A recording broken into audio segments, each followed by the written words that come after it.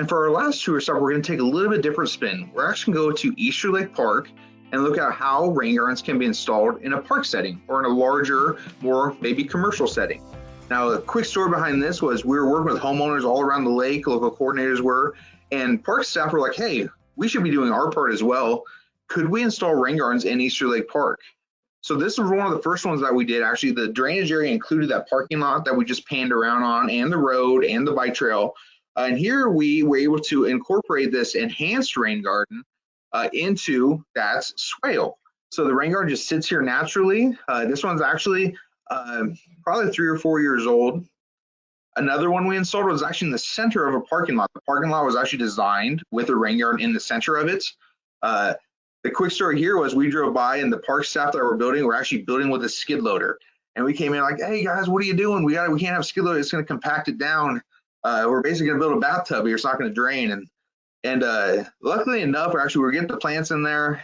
We got it broken up a little bit, and those plants actually broke up that soil and allowed it to infiltrate, and the rain garden's now functioning.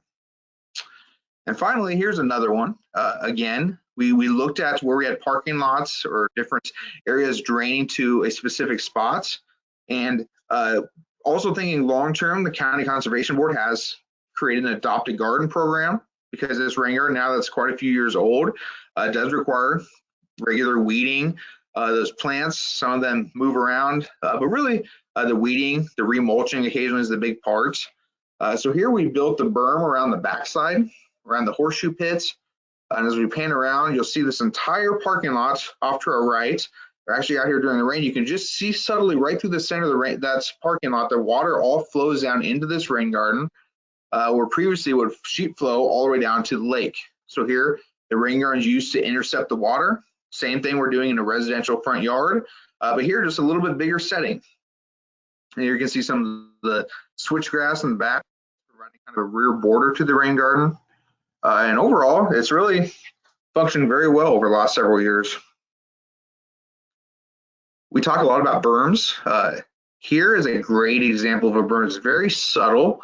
You can actually mow completely over that berm. It's not steep on either side. That was our goal in the creation of that. We wanted the park staff to be able to just mow right around it. Again, another example of a swale. We're jumping back to that first rain garden. The swale is what's carrying the water down into the rain garden. Here again, we're here during a rainstorm. Right after constructed, we stopped out and we actually saw 9 inches of water sitting in it. This one has a little bit deeper of a ponding depth.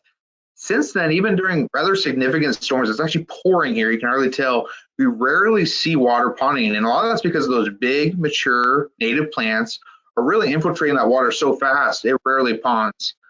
But again, it's used in the natural environment, and we pulled the dirt out, and we actually built this swale, or this berm along the backside.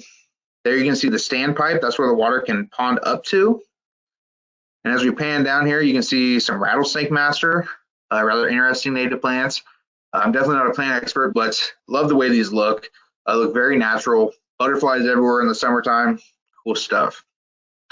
Here's actually immediately after planting, so you can see there where we graded it in, and those are the young plants, the large plugs that we planted in, versus where we were now last fall when we shot this other footage.